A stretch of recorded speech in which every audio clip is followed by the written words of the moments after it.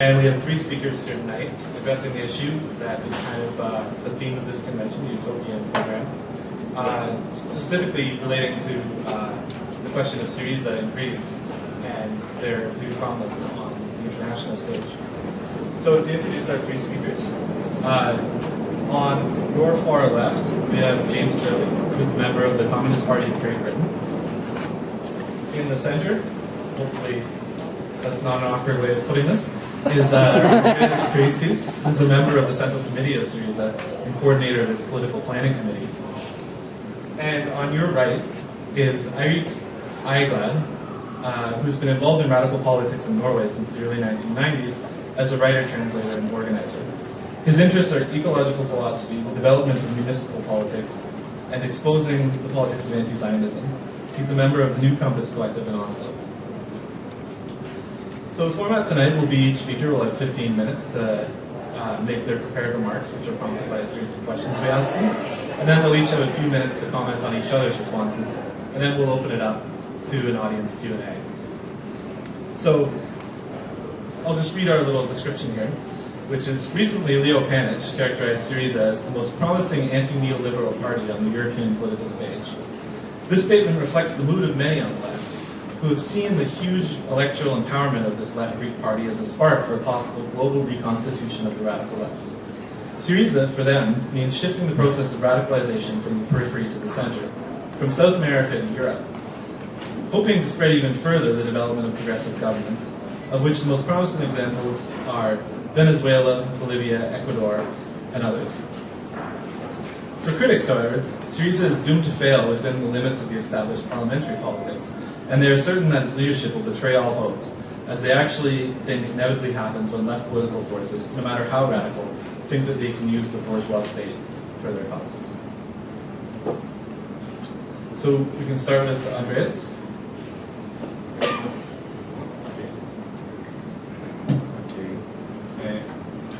Is it okay? First of all, I would like to thank you for the invitation and the opportunity to share with you some thoughts regarding the relation of emancipatory power, politics, and the state power. My contribution will be to point out features of the issue we are currently examining, due to the fact that having a left government is not a rhetorical question or a hypothesis in order to develop a theoretical point. It's not a product of our own political will either. It is a product of class struggle, political collisions, and social frictions that shape drastically the context in which issues like the one we are discussing acquire their meaning. So, in Greece today, we have a dismantled society, a collapsed economy, a wounded democracy, and a disorganized state. Additionally, according to my understanding, neoliberalism, which is the name of our opponent, let's say, is not just an economical theory, but an anthropological approach, and today a revolutionary project whose goal is to reshape societies drastically. All aspects of social life should be reorganized in such a way that the logic of profit and competition will be the only regulating principle. All other values and criteria should be expelled, and democracy as well, for it undermines the foundations of the neoliberal idea. In Europe today, this means brutal redistribution of existing wealth in favor of the economic elite as a response to the crisis, implementation of the despotism of the market, which means harsh downgrading of work conditions, education, healthcare, environment, culture, standard of life in general for the majority of the people, and abolition of democracy, consolidation of the logic of profit and competition.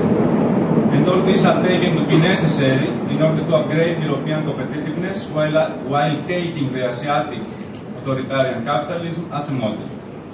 Regarding the state, neoliberals are not dogmatic. Like Leninists, they devitalize the existing state, which is the outcome of a previous balance of class forces, by removing powers from democratic control and by destroying sections that are governed by a rival logic from theirs. And like Pelagians, They change the nature of the remaining state, establishing principles of function that conform to their logic, and then they use it in order to install further their logic in social reality. So, a left government in Greece, of course, will be a valuable victory, a local victory in a global fight. It will be the first serious rival inside the European Union against neoliberal austerity, representing people's interests. And it will be the first time that the Greek people will be present at the negotiations for the handling of the debt crisis. Let me pinpoint some special conditions of assuming power in Greece. First condition. In the left, we are aware that the political power does not coincide with the control of the production, which is the economic power. However, today, political power does not even include the powers that it used to.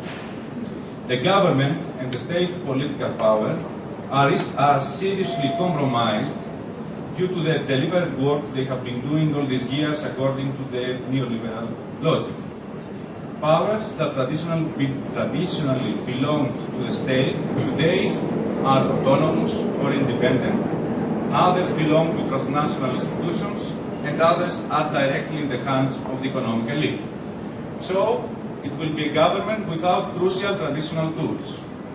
Second condition. The current global crisis does not allow the deployment of a modern strategy. Today, in developed countries like Greece, neoliberals openly cut off capitalism from democracy and dignified life. Based on the new balance of forces and under the pressure of the crisis, they tear apart the previous social contract. The abyss that today separates the memorandum policies and the neoliberal European strategy from everything else renders an honest and functional compromise somewhere in the middle extremely unlikely.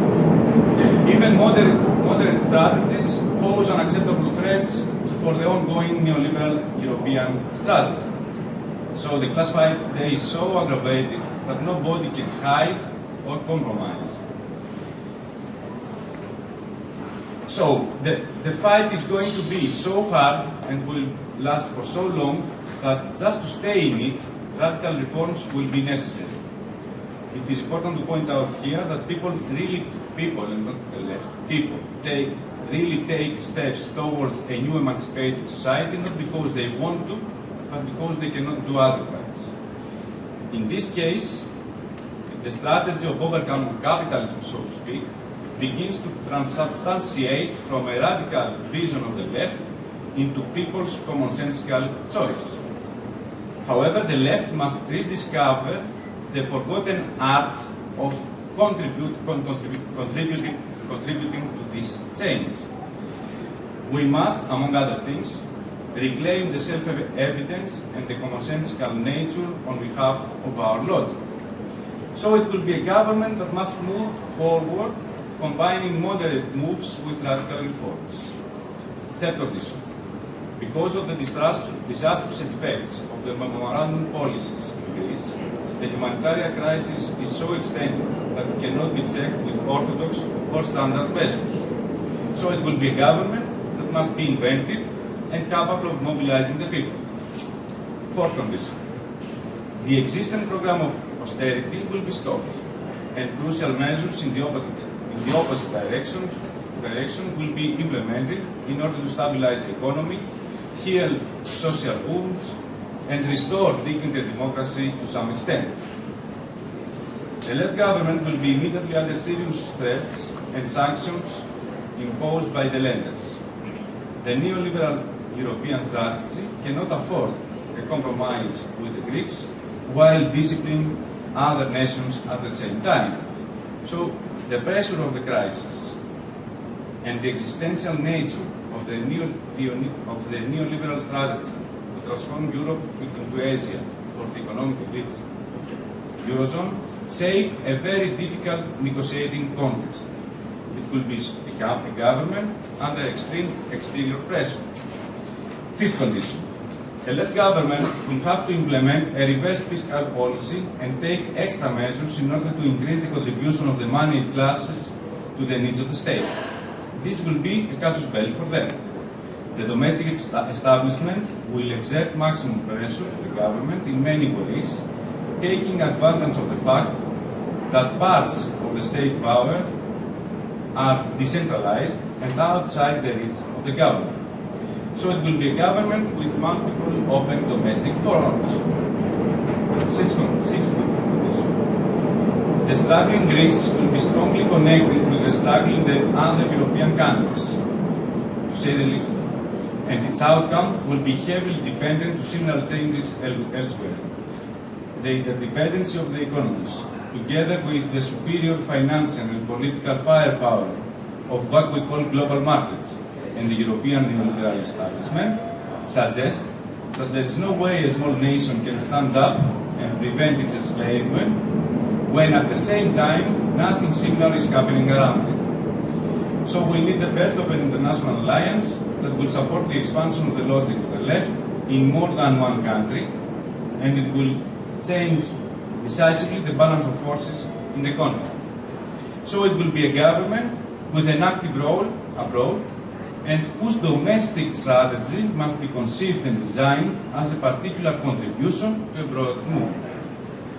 So according to the above mentioned condition, we must think of the left government as a part or as a moment of a very tough multidimensional class fight in which we do not have the luxury to let the opponents conduct their strategy through state power.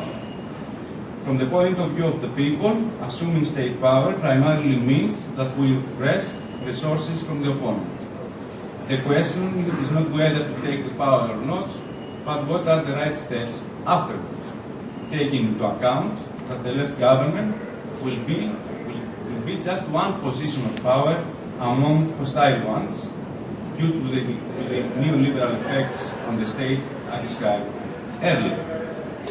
The fate of the government will depend not only on the deep faith in emancipatory politics, but on its ability to be effective. The deep faith in emancipatory politics is a necessary but not sufficient condition for being effective. But what does it mean to be effective? The methodological claim I would like to present is the following. The criterion and the guiding principle for left politics in general, and left government in particular, is that every move must be part of a strategy that constantly enhances the logic of the left, the logic of cooperation, democracy, solidarity, and democratic planning, and strings the rival logic of profit and competition, either in social practices and movements from below, or from the position of government. Let me add here a few clarification points. First of all, the term constantly draws a line that separates reformists from radical left.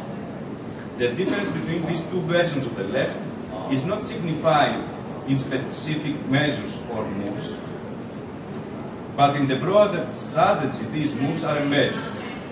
Usually, the reformist left conceives the balance of forces that leads to a left government or a progressive government as the best possible one, and the government just pays back the people for it, ameliorating their conditions of living.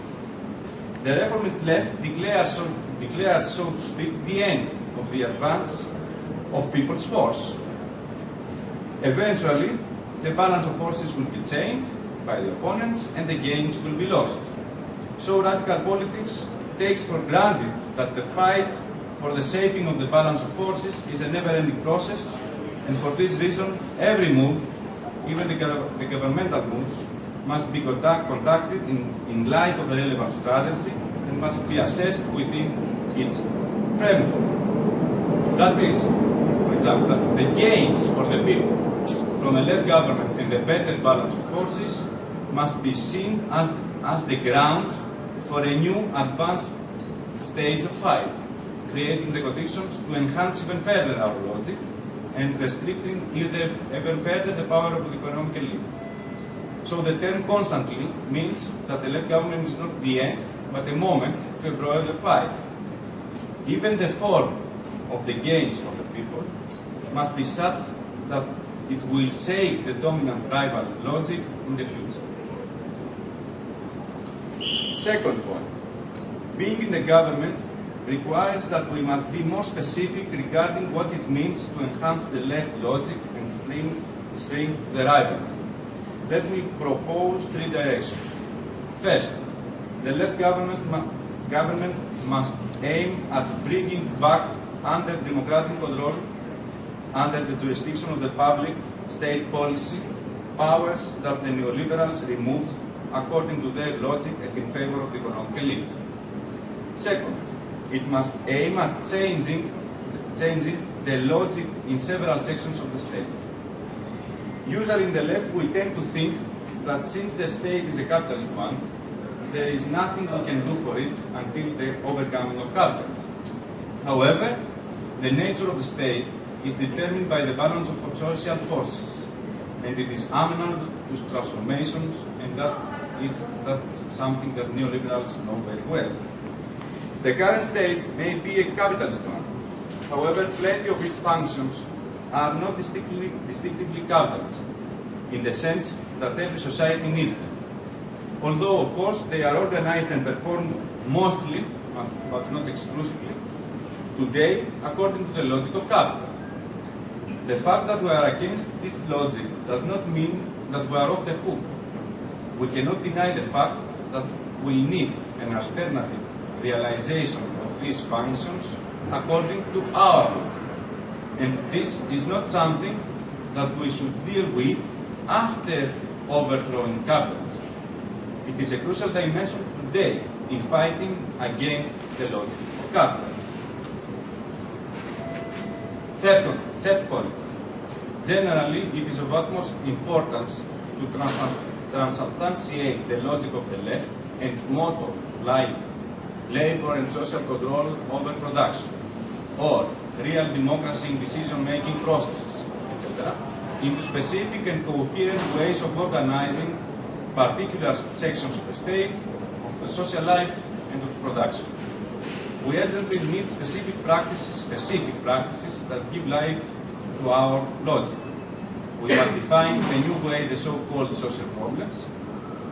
We are not trying to solve the same social problems with our opponents, so we must define them in a new way.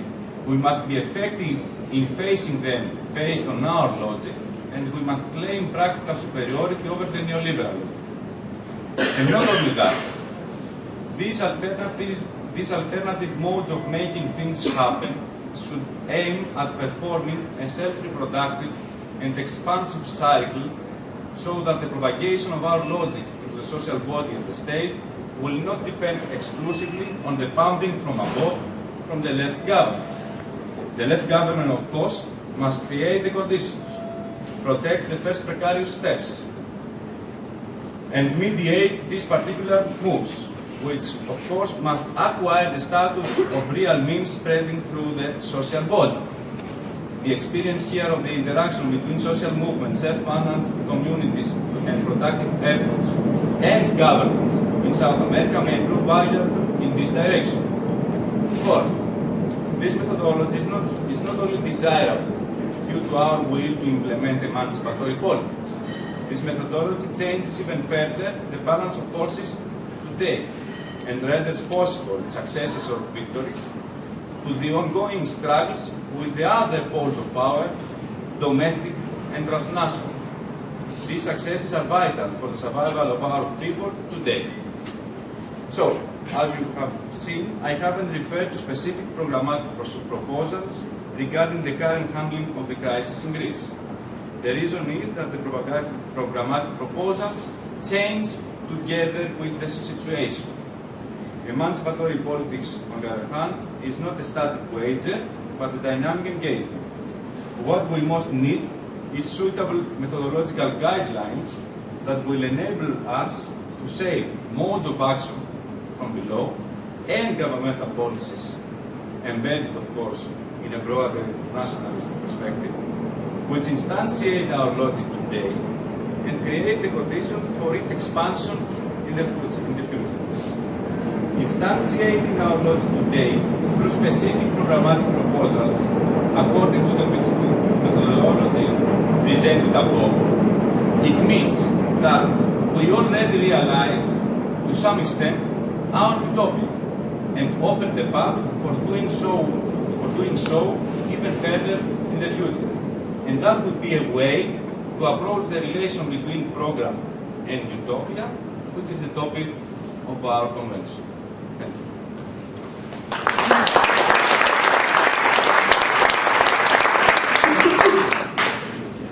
James Turley.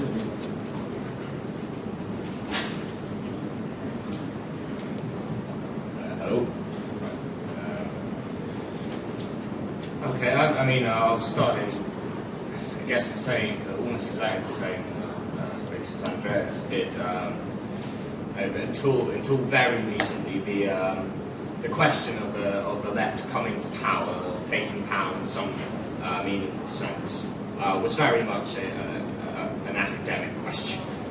It was a matter of, firstly, theory, of whether it would work or conditions, and also the history of various different attempts to sort of radically change society through state action, if you will, or through taking a change in power relations. I mean, it's not now, because it has been sort of thrust so rudely onto the agenda by the Greek situation, where obviously, as Andreas has laid out, the situation, the general social situation is grave, and almost out of nowhere, it seems to those of us outside of Greece, suddenly there is this organisation called at least calling itself radically left, and if you want a fair enough assessment, suddenly coming close seconds in votes. So suddenly it is an issue, and it's become it's an international issue even in those terms already, because people cannot help but take notice. But I want to kind of address it sort of more circuitously by starting off with the question of power almost as such, because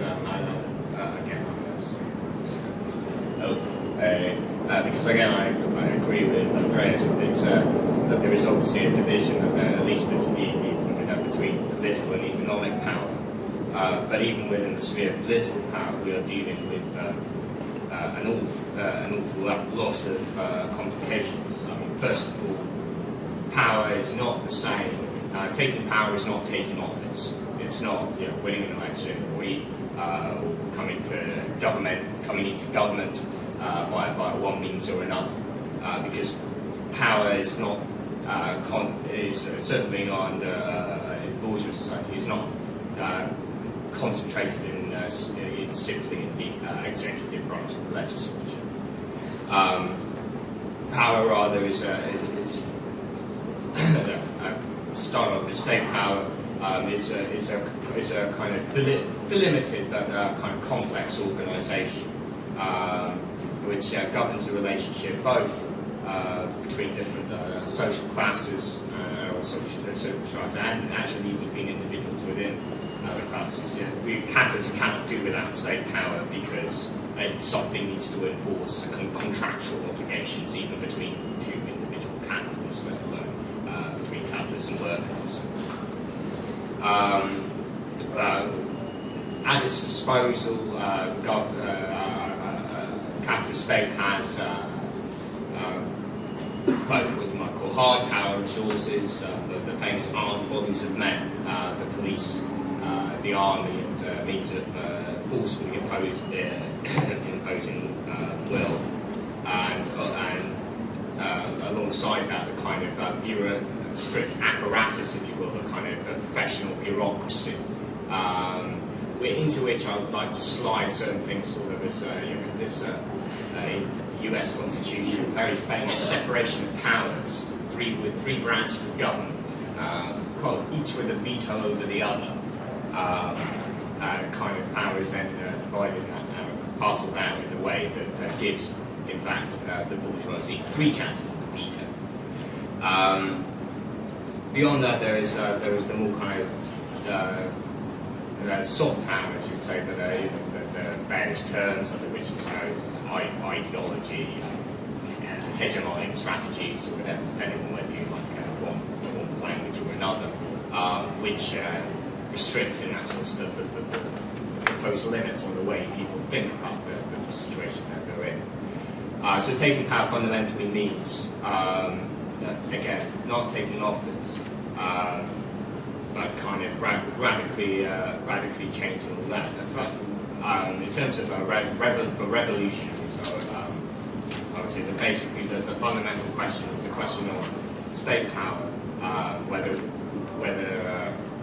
they are for kind of long-term strategic action within the state order, or whether we or overthrowing it, and which would in that case demand firstly the abolition of all these things like the separation of powers and the rule, the quote-unquote rule of law, the dictatorship of lawyers over what measures are allowed to be carried out, and the abolition of a single executive with enormous kind of almost monarchical powers in this country and say in France and so forth.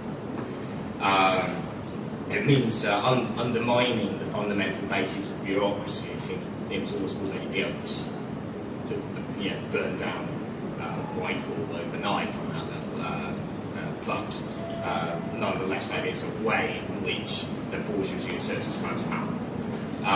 And also, most of all the armed bodies of that, the kind of fusion of the arming of the people as a means of kind of democratic coercion, as and when that is required.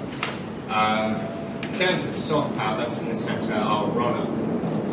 It demands mass organisation, an organisation on a scale at the level of kind of ambition that will present a real counterweight to ideology and so forth. Society, there's things to do here, doing more than what certainly left groups in Britain were able to do, just chase and strike around endlessly and say the strike should win. Thanks, comrades. But what about the state? What about art? We need to have a kind of total view of society in which people can participate, feel like they own it, and indeed do own it. Which, in a roundabout way, brings the sort of the Greek problem. In that sense, I kind of sort of want to, in that sense, I go a certain amount of way with Andreas, but I almost ruled the opposite conclusion. I think in terms of the history of SYRIZA, it comes out of very substantial organisations. Workers' movement, the Greek left, it has a heritage and a powerful mass communist movement, which represents a fraction of that, represents the core of the organisation. But of course, it's also a kind of bourgeois movement, which includes Trotskyists. So, I mean, in terms of the politics of advancement at the moment, I think there are things that are positive about it. Firstly and foremost, the standard far left criticism of SYRIZA is that it's in a sense too wussy because it won't present in that sense Europe with an ultimatum and unilaterally lead the EU or the Eurozone and so forth. I think that's effectively moribund criticism, which is sort of in one sense is represents something real in terms of the Greek Communist Party, which is very, very nationalist.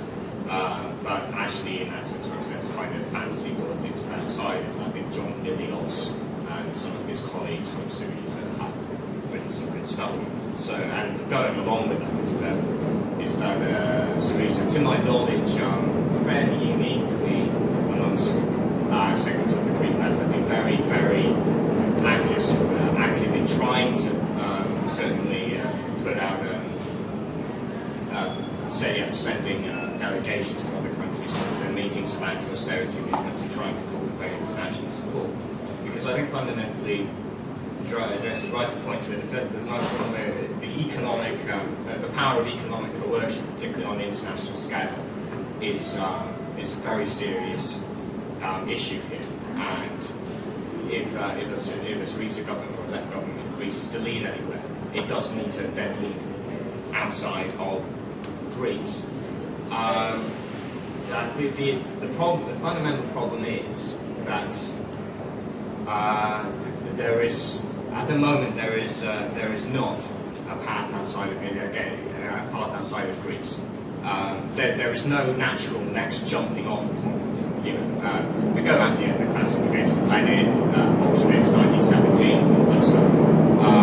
The Russian Revolution is the plausible option because it's plausible that it could spread to Germany, where organisations of the working class, many million strong, and have real help in society, and the Germans are not doing well in the war and that kind of thing. It's a plausible gamble. There is no country in Europe at the moment where it can be plausibly positive that a left government in Greece will rapidly find support to a level that can paralyse the inevitable economic lockdown that would follow. In Italy, the left is literally nowhere. In France, well, there is some strength to it, but then France isn't doing so badly, isn't being hit quite so hard by the austerity regime. In Spain, again, we're talking about relatively certainly compared to Greece, relatively marginal forces. And in this sense, going into government at this point and triggering those conclusions puts any prospective party of power into a very difficult choice between coming to either one would then have to come to some sort of agreement with the powers that be elsewhere in Europe because they hold an awful lot of the cards, or it would have to. I think Kostas Lapavitsas, a kind of Greek economist Marxist political economist working in London, says that, well, basically, you need to pull out the EU, put in capital controls, and what will effectively result is a kind of military socialism, but that's the best option available. And I think that is, in that sense, the other real option. I'm not sure that that may end up being the best option. There are very worrying signs in terms of the rise of the far right. And it may be the best option in the end to seize power and line all the Golden Dawn people and reactionary army officers up against the proverbial wall. I don't know if that's just people in Greece. But either which way, it's not going to be popular. It's going to be hard, and it is going to, either way, most importantly, it's going to involve the left administering austerity, whether in the barrack room socialism form or in the let's see what we can get from Europe form. And it is necessary, as far as I'm aware, Greece has not been self-sufficient in the production of food for 2,500 years. So it's that of starvation. And then let's unpick the question a bit. Why is the Italian left now? I mean, it's absurd the Italians are left. Like Greece, it has a history of enormous communist party, relatively speaking. Mass votes, driven by regular every election. It dissolved itself, but after that, there was Rifondazione, a fragment of it, a sort of left Euro communist fragment of it. Which was holding 10%, and again, the group people was in a similar manner to SYRIZA, from sort of similar strata. Well, what happened to that? Well, it went into government. Romano Prodi ended up being cornered into voting for war credits in Afghanistan, and his vote collapsed. Berlusconi got back in. They had to put up with him for another however many years. That didn't lead to his fall, led to the rise of the lovely Mario Monti. And even now, with everything that's going on, Italy in an enormous crisis, and it's real working class militancy going on, the left is nowhere. The closest thing to a left-wing candidate, and he's not left-wing primarily, is Beppe Grillo, a demagogic comedian. And in a sense, that's fitting, because at this point, to having been enormously powerful, the Italian left is a joke. There's also SYRIZA in its own history. Origins in Synapspismos, which was a originally a flag of convenience for the KKE, Greek Communist Party, and can't comment the acronym now, but one of the former splits from the Greek Communist Party to go into government with New Democracy, actually, after a corruption scandal hit the Greek place of the Social Democratic Party. So that again ended in disaster. Something that KKE turned inwards and became very Stalinist. Some people stayed behind, including a certain Alexis Tsipras. But again, that's why it seems to everyone else the SYRIZAs come from nowhere, because they come from a position where the Greek left, again, with all this prestige, with two lots of prestige, resistance against the fascists in the war, resistance against the colonels, ended up wiped out. In France, again, the PCF wiped out. The list of disasters from taking power prematurely or enormous. It doesn't mean, I should hasten to add, that it would be in any way sensible for anyone in this situation to be doing nothing. We are all getting hit. But we need to be patient. We need to build up all, not just votes, but serious organisation on the ground. The capitalists are not, or taking away the various things that people rely on, it's simply to survive. Kind of punishing this collective in this way. We need to build up defensive organisations of the class and the popular masses, not just, trade unions, obviously, very important in this period, but cooperatives, credit unions, all these things that used to just be stuff that the left did, the workers' movement did, and now we think of this is weird, the co-op in Britain is now like basically an alternative to Tesco's, and it's ridiculous. It was ours, and it's not now, and we really need it to be ours again. So we need to patiently build up that, and also patiently build up in that, what Andreas calls art logic, I suppose. The undermining the sense that the definition of the problems, define the problems our way. But that has to be done the whole way. We have to build a sense of these problems or problems of capitalism, not even problems of neoliberalism. Neoliberalism is an ideology for a particular class offensive, but the problem is the system. The system couldn't sustain Keynesian stimulus, and it can't sustain it now. So we need to get over a sense of capitalism has to end, and it has to do it. I think again, this is just always something that I think it's always sort of misdefined the problem. I don't think the problem, as the statement of the meeting says, is that people kind of think that SYRIZA is too stuck within Parliament. It's that it is this kind of this sort of, it's in a sense also a false thing that it doesn't have enough faith in mass mobilisation to make the whole kind of withdrawal from the EU thing. But I think the sort of the impatient option, alternatively going for a left government on the basis that this is one outpost or whatever, I think is problematic, because unless it does materially lead to improving conditions, unless you can avoid having to administer austerity with everything working against you, then it won't lead to further mobilisation, it will lead to demobilisation and dissolution, and it would be better to remain a party of extreme opposition and go at it that way. So I think that's all I can say.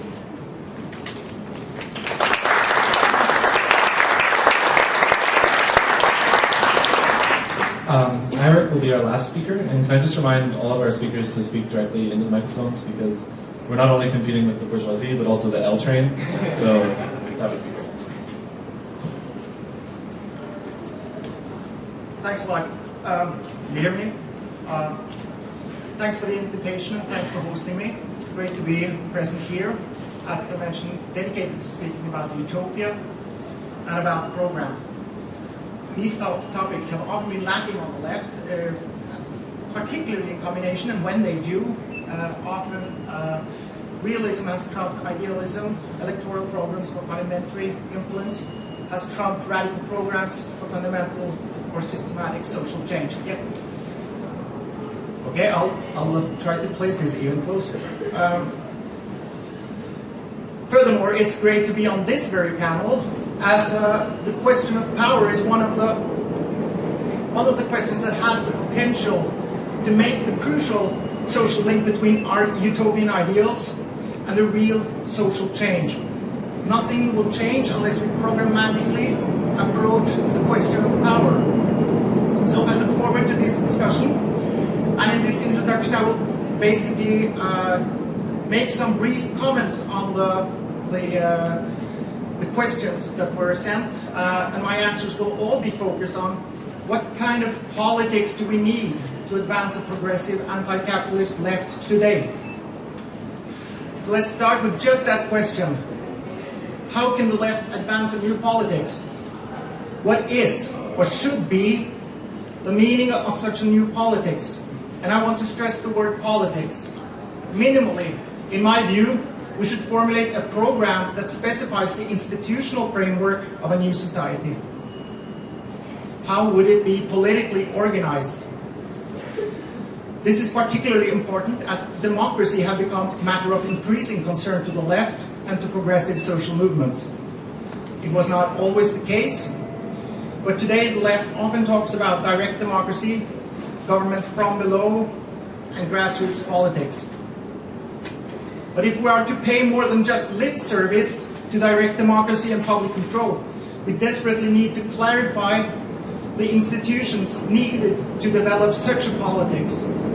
In this sense, the content of our program will not be more important than the institutions we advance to implement the program. To formulate a progressive anti-capitalist program for our time, I suggest we look at the traditions of libertarian socialism and its anti-state alternatives. Admittedly, there has never been coherent attempts of implementing libertarian socialism, at least not one that wasn't crushed in civil war or under the heels of counter-revolution. If we're looking for a quick success recipe, the left libertarian tradition is not the place to look. On the other hand, where has socialism ever been successful? Socialism was quite successful and effective, all in quotation marks, when it covered a huge part of the globe only decades ago.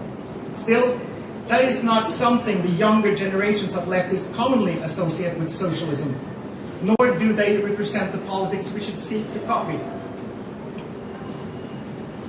So, what's new? Today, to compensate for decreasing relevance, left-wing parties have heralded a hodgepodge of good ideas, but they don't do this in a coherent way, and this opening up to new social movements gives them even less of a political direction than before. To be sure, reaching out to grassroots initiatives and social movements, it's necessary, it's important, but it does not point to a new politics. Today, new parties arise and new political coalitions come to the fore, but these trends, are these trends really pointing to a new spring for left politics? For socialism? I'm not sure. In this presentation, I'm not focusing on SYRIZA because I think that we need to discuss some of the basic, more principled discussions as well. As far as I can judge from reading the SYRIZA program, they're not representing something substantially different from other left social democratic programs as they was formulated in the 60s and in the 70s. I can see it.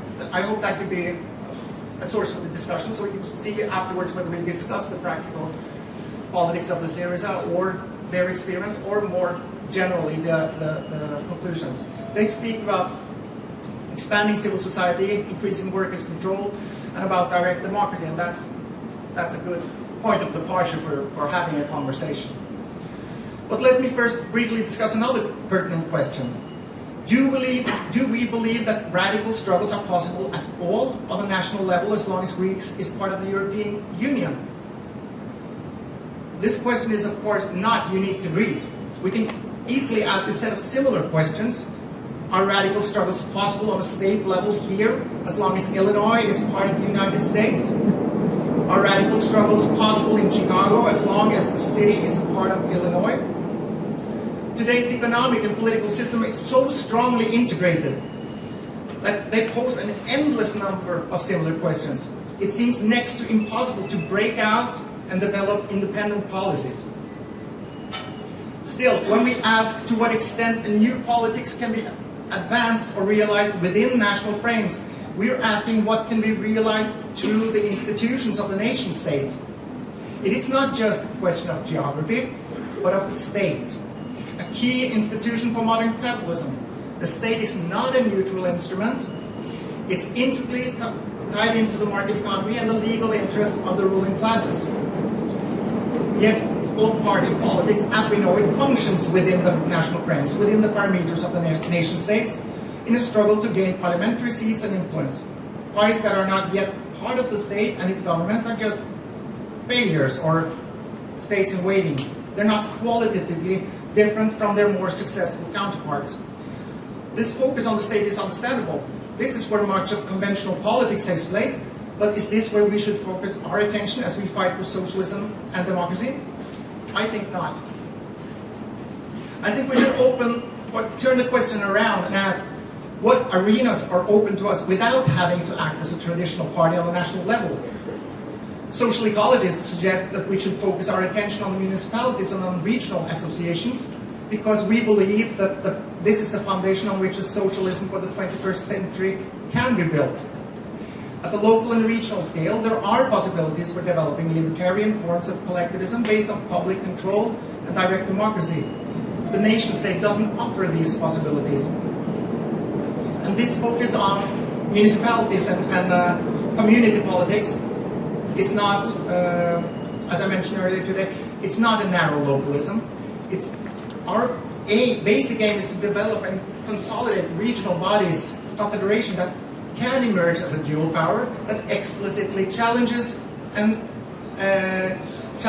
power of the nation state. Does this mean that we should completely ignore or dismiss the national arena? Not necessarily. There are legal, economic, and constitutional measures that may only be available to us on this stage. At least that's the case today.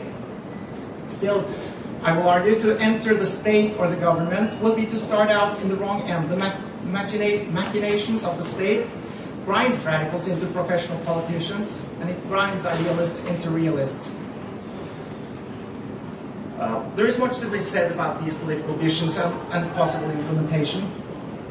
I won't have time to go into this, but they closely link to a few of the other questions I would ask to address. The first could concern the perennial dichotomy of reform or revolution. Can we conclude, is revolution necessary for socialism? The simple answer is yes. But, although the answer is simple, the question is not. Because we need to clarify the question, not only regarding what we mean by revolution, but what we mean by socialism, and last but not the least, what we mean even by the word necessary. And to clarify my own position, by socialism, I mean a libertarian form for socialism, and by democracy, I mean a direct participatory democracy. Minimally, socialism must mean a system with socially important property, and the means of production and distribution is guided by an ethos of sharing and caring. And this is a system that can't exist in tandem with a market system or capitalism. And brings us to the next question, of course, what we mean by revolution. At the very least, it must mean a fundamental social change. Will it be a confrontation? Probably. But is the confrontation the essence of revolution? No.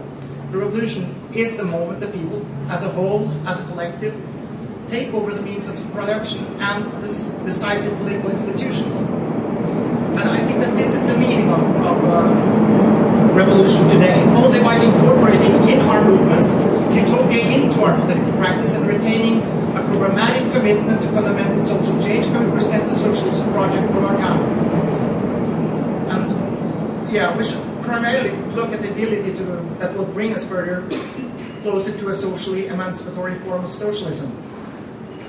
And what will bring about fundamental social change is when we have replaced the existing capitalist institutions, including the nation state, with new forms of democratic government. Why do I emphasize this? Because the left have not been able to create a new politics. Almost 25 years after the fall of the Berlin Wall, we still look to pre-established practices that have at best the chances of recreating the glory of past years.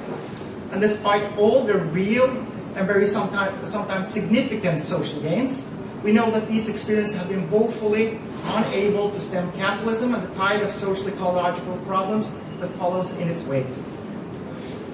Before I end this, I would like to say two things that is worth noting. First, the global focus is crucial. The existing political and economic structures is increasingly tied into the global market and international law. It defines what is possible and within the limits of existing society. We need to challenge that. We need to develop an international movement to expand what is possible. Many of the issues we're facing are international and even global in scale, and we must be able to counter them across the borders. Second, cities become ever more important as political and economic entities. The cities could be the proper arenas for developing a new politics. Social ecologists suggest we should enter the local political arena with the intention of radically reforming municipal structures and transform them into direct democracy. The basic idea is this: we want to drag power away from the nation state, away from the market, down to the municipalities and share power equally among citizens. Economic life should be municipalized and, as I said, guided on the basis of a system of sharing and caring. When it comes to movement building, we should definitely think global. The problems are global, but the solutions are in a very real sense local as well. And by that I mean that the development of a new politics will, above all, have its foundation locally, if it is to empower people in real, tangible institutions. If the radical left, however we define that today, are to have any chance of asserting itself on the political stage, it must be on a new political stage, one that to a large extent must be actively created, just like workers' councils and trade unions were created in the era of proletarian radicalism. Without any clear ideas about the institutional framework that can embody our utopian visions of socialism and democracy, and at the same time be capable of challenging and confronting the nation state and the market economy, any talk of new politics will fall dead to the ground. Thank you.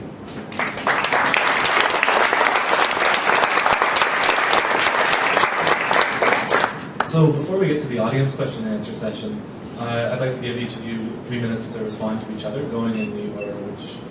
So, Andreas? Yeah. I would agree with most of what I heard. I would like just to say in the beginning of our conversation that we are aware of the difficulties and of the seemingly deadlock that we are heading. However, let me clarify the fact that we were strongly opposed as a party to the participation of any government of any form previously. We didn't think that emancipatory politics in this kind of in this period of time is something that goes or passes through the government. We were more oriented towards social practices and resistances from below, instantiating our utopia today, as I said in my talk. However, things and history doesn't follow your intentions. We would like to be more prepared. We would like to have solutions and methodologies and decentralized powers in municipalities, which is something that I'm very fond of. But we don't have. And now, apart from the fact that we are not ready in any sense,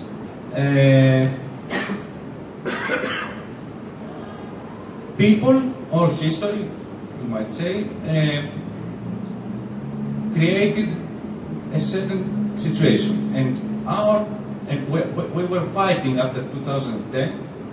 We were fighting against the neoliberal austerity, and at some point these fights ended up with my party being in a leading political formation in the opposition. What we should do next? That's a crucial question. And I think what is the leading thought is that every time that people or the left, or the people maybe, because this is the crucial factor, not our political will, whenever they accomplished something, before accomplishing it, it was extremely unlikely and impossible to accomplish that. Okay, so now we are forced to think and experiment with the position of government in such negative balance of forces internationally, domestically, and the question is, are we going to do it? Are we going to push even further to move forward this social need from the people to change or to stop the austerity program? They don't, another point that I would like to mention is that we have a society which was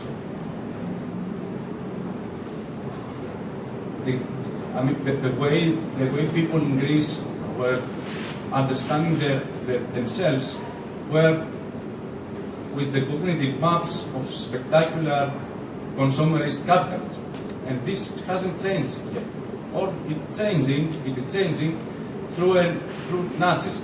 So we are in a very difficult situation, because maybe we will be in the government with a society who believes that political parties should solve their problems without their participation, and we will wait for us to solve all the problems. We know that this cannot be done without active participation in the fight. However, these are, let's say, the conditions of our duty. This is not something that we should say, okay, the parameters are not so good, we should be passive. We are passive, but we cannot go back because somebody else, because there is no void, there is no empty space in politics. If we do not take the chance and try to move things forward for your ideas, for your logic, somebody else will do it. And so the predicament in which we are in front of, it's the same predicament that the people and the left always before a big failure or before a big victory was. So this is something that I would like to stress, because it would be, I will say tomorrow a few things about where did SYRIZA come from, what was the major current of the left, what we were trying to do before the crisis, and I will say a few things about what we did when the neoliberal revolution began in Greece in 2010, and these things may clarify the fact that we don't really believe, and we never believe, that being in the government is the primary way to change society to the direction that we would like. However, things don't go the way we think that they will go. So that's my first point. James.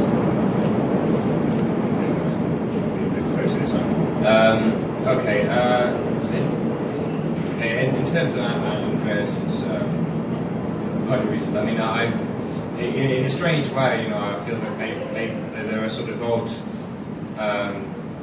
similarities, even though we all come from very bizarre, different political trends on that level. There are all sort of similarities here, and I want to stress that for all I know, you may be absolutely right that the best available option to the Greek population now is a left government, and whatever you can do, and whatever it can mobilise, and if it can keep the mobilisation up, and so on. I happen to my point is that the historical kind of precedents are generally kind of on this would be a kind of defend in the objective sense, a sort of defensive move rather than an offensive move, although defensive needs to sort of offer. And the problem in that sense is not so much with SYRIZA, who, as far as I can see, are approaching this in a fairly, not starry-eyed fashion and trying to be kind of, hard-headed about the whole thing, but rather the way that it's become, in that sense, flavour of the month in the rest of particularly in the rest of Europe. And I said, well, look, we need one of those. We need a SYRIZA. We need it, which comes down to effectively, well, we need an organisation that for some reason has massive support and gets 27% of the vote. As if we can sort of spring it out of thin air on that basis. And it's all. I think fundamentally it all comes down to this question of whether is the left government in Greece or in any other particular country likely to spread, be the spark that lights the prairie fire. If not, it should be maybe necessary, but that should possibly be the last resort. And again, I can't say more than that because I don't know what conditions are like on the ground. They've got very worrying matters. And in terms of Eric's stuff, I think in a sense there's a kind of core of this which is in essence I kind of agree with. I didn't sort of make it clear, but the sort of I think that there is sort of something fundamentally democratic about what you call in sort of bureaucratic legal jargon the principle of subsidiarity. That decisions should be taken at the lowest possible level that they can be taken, because this is close to the actual decision making. But I think we are still faced with the problem that in terms of thinking of a sort of realistic plan for a future society and an activity today, that we will always necessarily be posed with things that need to be solved, not strictly at a national scale, but at a sort of continental level. And I think that's that again in terms of is the situation that we're in with Greece and SYRIZA.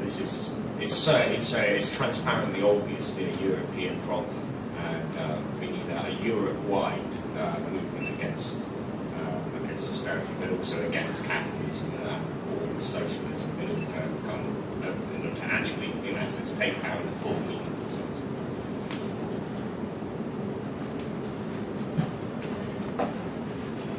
Thank you. I'll make a couple of brief comments. It's obvious that we come from very different backgrounds and with very different positions. So it should be a good starting point for a discussion. I think that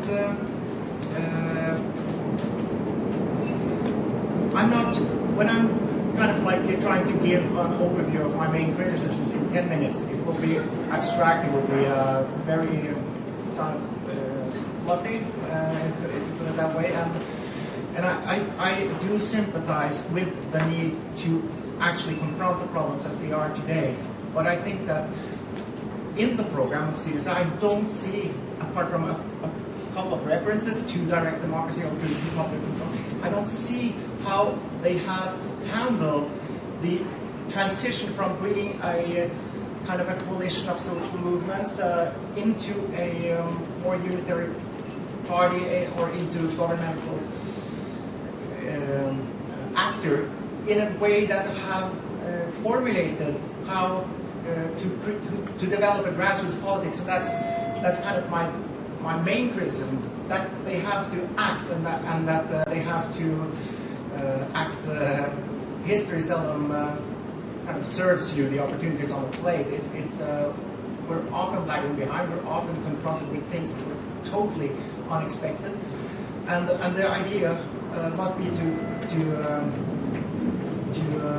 to be able to have a dynamic way of handling those changing opportunities. And I think that here, this is where I get a little problem with Andreas' presentation, as mostly when it comes to those difficult things, it's referred to as we need another methodology, we need to follow the logic of leftist politics. I don't know what that would mean.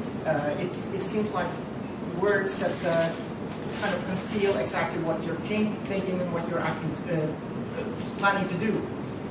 On the other hand, I think that James was a little too explicit about what he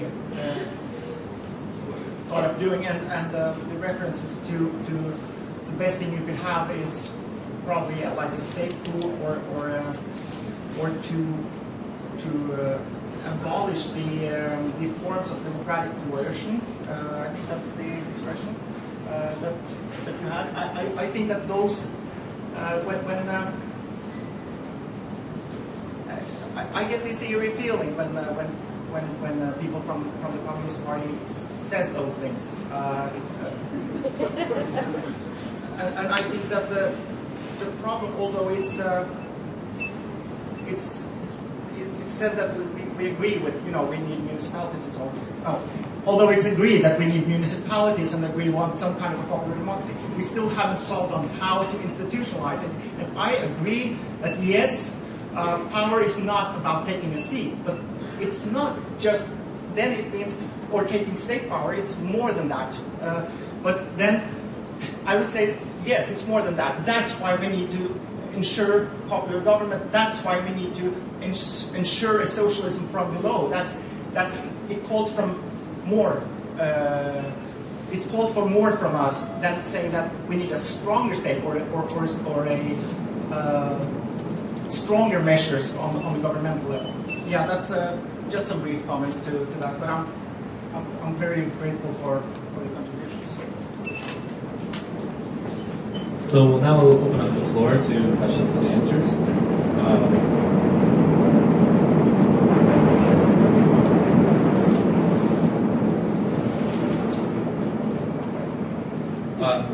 Dario?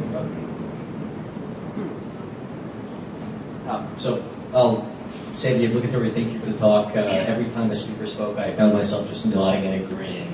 But I have a sort of theoretical, practical, programmatic, and utopian question all in one, which is the left talks about radical democracy and we pay lip service to it, but when it comes to actually coming up with what the institutions of such a democracy would actually be, we tend not to discuss it. Not only that, but it seems to me as though, and I think SYRIZA included, although I'm not familiar with its program, that we leave questions about the institutional structure of political institutions, we leave them as we find them in the bourgeois state. The Communist Party of Great Britain, to their credit, in their program, I think, does actually call for substantial democratic reforms, the abolition of the monarchy, introduction of a democratic republic, the change of the way in which elections are held, the right of recall, and so on. Why isn't SYRIZA asking for something along these lines? Because if I recall correctly, one of the reasons why New Democracy was able to form the government is because the Greek electoral system, which contains elements of proportional representation, actually allots the party with a plurality additional seats. Calling for, I don't know exactly what the particular form, what kind of reforms could be done, but something like this is, I think, fundamentally undemocratic and is put into place precisely in order to get another way of ensuring continual bourgeois rule.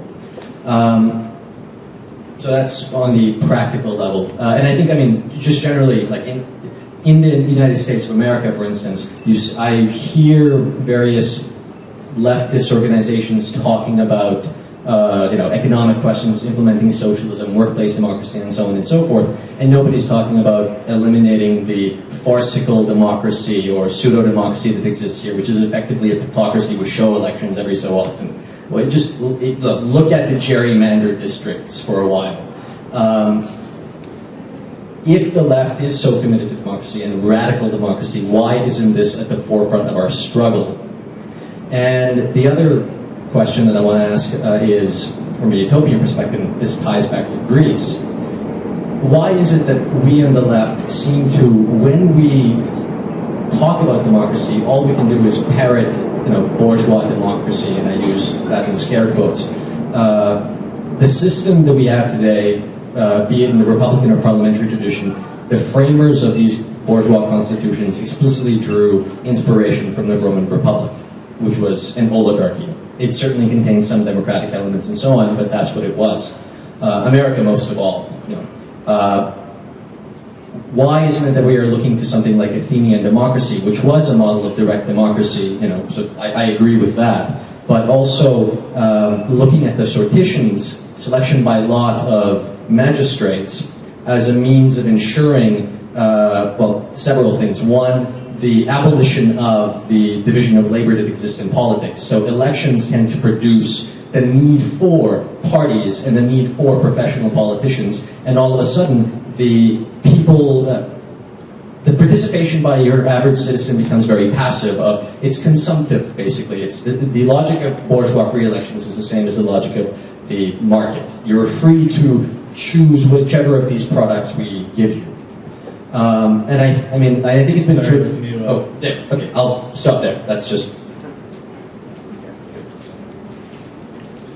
Well, that was a lot, so I'll give you guys a chance to talk about the specific question of models of democracy in terms of, this example of Athens versus Rome, direct democracy, and why that isn't at the forefront of SYRIZA or other political parties.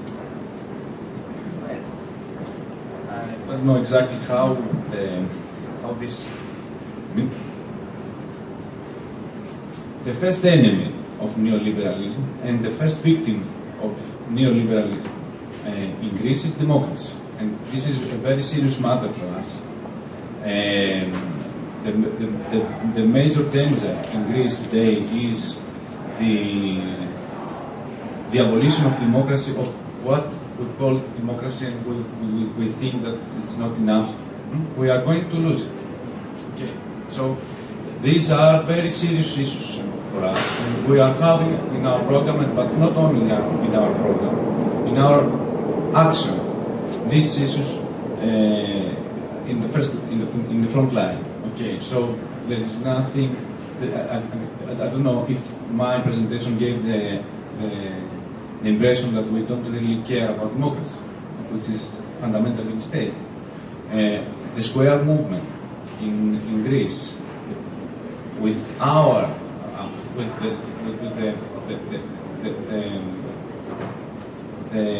contribution of the left, the major claim was democracy. The major problems today in societies that are under attack is that people cannot decide things about the economic policy. Okay, the lenders are building a framework in which everything, fiscal policy and stuff like that, are already pre-decided. They were saying in the election that they were accused. SYRIZA was accused because it provoked the second elections 1 year ago, with the following reasoning: elections are for the careers of the politicians, who will be parliamentarian, a member of parliament, who will be the minister, okay, the prime minister, and the economical policies determined and given. So why bother people to vote and to do all these things that costs? And we are accused of not participating in the government with this logic. So for us, democracies, what is threatened, what is the major problem today is that democracy is about to be at least restricted, at least. And because in my country, the democratic constitution of the state is not so strong, we are being very careful, because things can go very nasty. Okay. If the Nazis are infiltrating the police and the army, things are going pretty bad. So, if I gave the idea or the impression that we are not care enough for democracy, it would be a mistake. At the same time, I would like to point out that I said in my presentation that one of our aims is to transfer powers from the state to the people.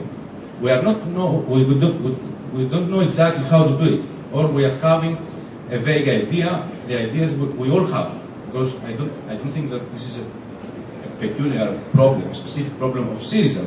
This is a problem for all of us, how we do it. And that's why I believe that what my comrade from Norway, Eric, said are very helpful to see how these are going to work. And we are trying to do it. And I'm not sure what we are saying in our program. But remember, the program is something that constantly changes. It mainly answers the urgent needs of the people at the time. People don't really, people are gradually radicalized, but people don't really care about democracy because of the ideological hegemony of neoliberalism for 20 and 30, 20 years in my country. So things are changing. We are trying our best. We do not know exactly how to do it, but it's not like that we don't really care about how we will transfer powers from the state. We don't really believe that a red minister will solve labor problems or financial problems or environmental problems. But we don't really know how to decentralize powers in new institutions of the people in order to make these decisions. Okay, it's something that we are trying to figure it out. Okay, so the next. Okay, sure. Sorry, is it my turn? Yeah, go ahead. Yes, hi. I'm very interested in listening to the various speakers because we're confronting a similar problem. I come from Quebec. We have started building a left-wing party since 2006. We have 2 members of parliament, and since it's a minority government, we might have elections within the next year. And the leadership, or some elements in the leadership, are proposing that we approach the next election from the point of view of eventually being in power. Not that we think that we're going to be in power, but to formulate policies with that in mind. And what I found interesting in your talk is that you're formulating being in power in terms of enhancing the logic of the left, and therefore developing a process of rupture with the system. So I think it's an interesting way of approaching the question of being in power, not so much watering down your program, but entering a process and a logic that will eventually bring a rupture with the system. So I think that's an interesting way of putting it. And it links up with things that I've heard a lot in Latin America, in Bolivia, in Venezuela, in Ecuador, which is the question of how do you handle the transition? How do you handle the transition from now, fighting against neoliberalism, towards a different system? And a lot of the comrades in Latin America think that the most important question is that of transition, and therefore the kind of struggles that you've developed, the kind of institutions that you develop, and the kind of process that you launch.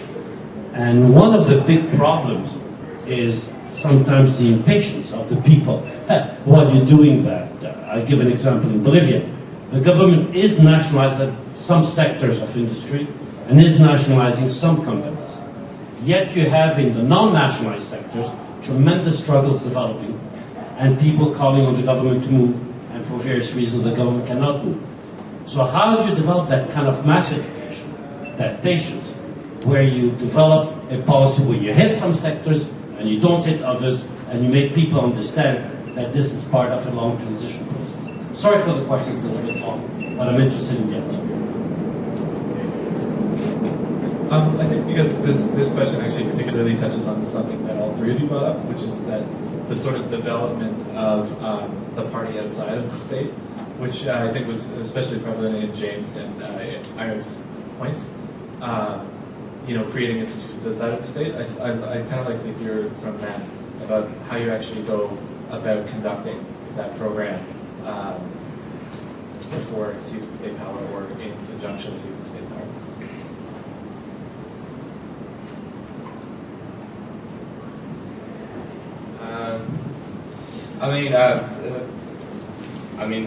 I suppose there's a couple of issues. The Libyan situation, I suppose, isn't kind of is a problem that faces left governments such as they are. I mean, in Latin America, there has been, because there is some level of regional coordination of these governments, there is, they have been certainly more stable than individualist than the other in Europe. And I'm not surprised that there are these issues in Bolivia.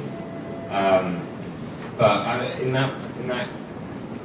that sort of instance, the problem is, okay, in terms of getting the sort of long-term perspective. But unfortunately, I think there's only the old-fashioned idea, which is that you convince people that of the old stuff, that you need to overthrow capitalism on an international, if not global scale, and that's how you get rid of these problems. The constraints stopping the Bolivian government from nationalising this and nationalising that are real. And Venezuela has a benefit of large amounts of oil, but it's in that sense illusory to expect these countries to actually just sort of institute socialism off their own bat. I mean, the issue is that these movements, they are left populist kind of. They don't have that kind of perspective even in the first place. So in that sense, I'm not going to give them advice, except that this is a far bigger problem than that. And so, in that sense, if you can win a serious mass force that kind of is already sort of beyond kind of borders, then you have a chance. But it can't. It requires actual sort of patient kind of, in that sense, political education and building up the sort of alternative culture or whatever, and obviously alternative institutions. I mean, there are all resources. Things like economic defence, organisations of economic defence have been done again and again. We have mass trade unions and mass crop producers and consumers cooperatives and all the rest of them. These things had educational societies. These things had a material, made a serious material difference to millions of people's lives. And we can have the resources all there. But in a weird way, it's easier when you're not in power, because you get to, in that sense, you still get the power, you still get some amount of power, but you don't have the responsibility. If you're not in that sense carrying the can for everything. So it's no one's obviously going to pretend it's easy, but I think sort of having that kind of being patient about kind of approaching these questions is fundamental to Marxist policy.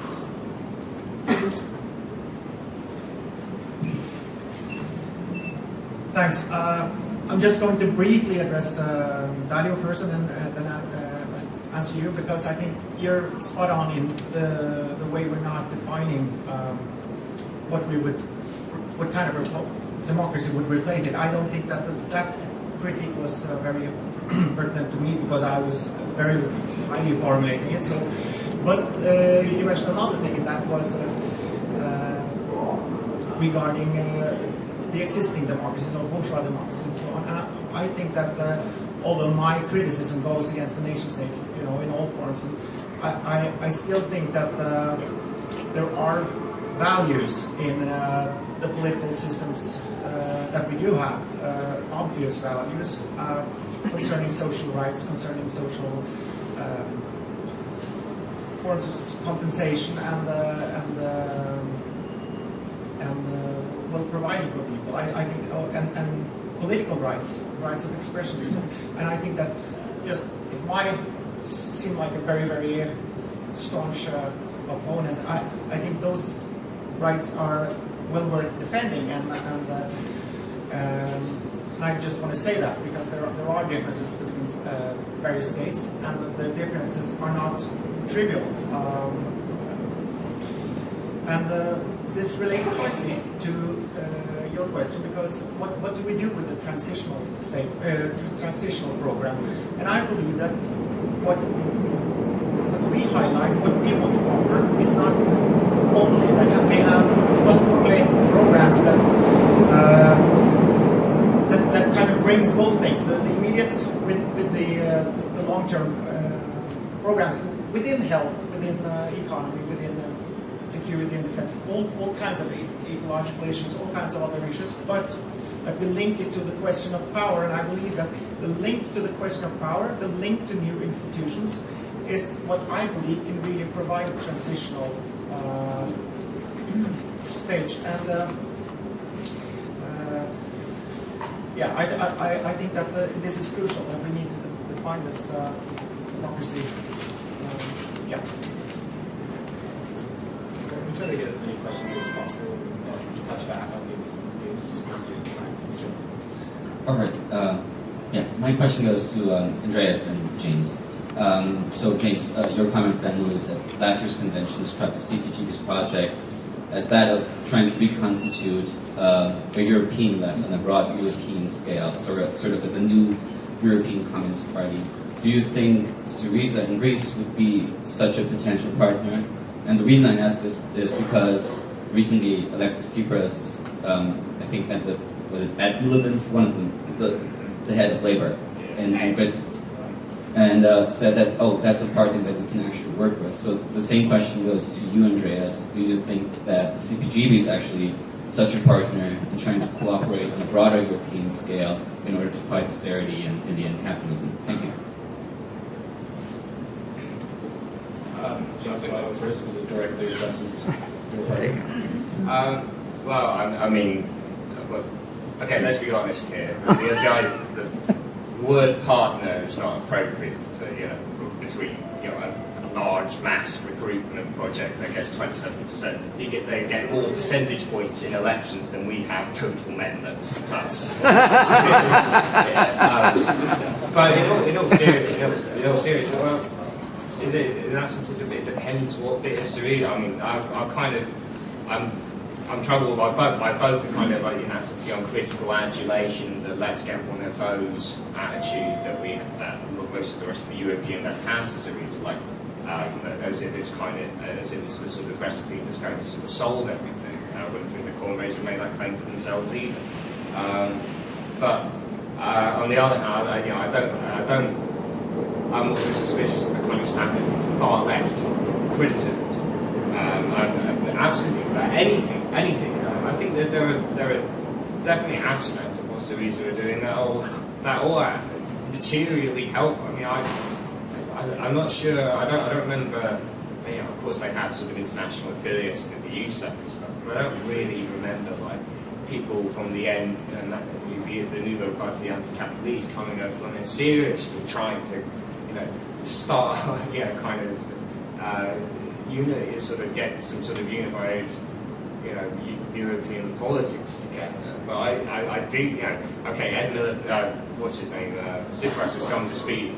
I'm not sure he's come to speak to Ed Miller. He's got to see people in the U.S. State Department, which is interesting. But he said something that Labour were relatively close to what we're trying to do. But he seems to, if I'm honest, say different things to different audiences.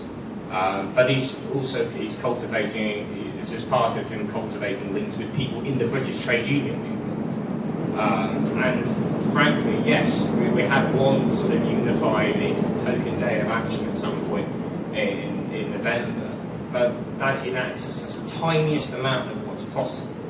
And that's the broad approach that we need to be taking in Europe. This is getting as coordinated as possible.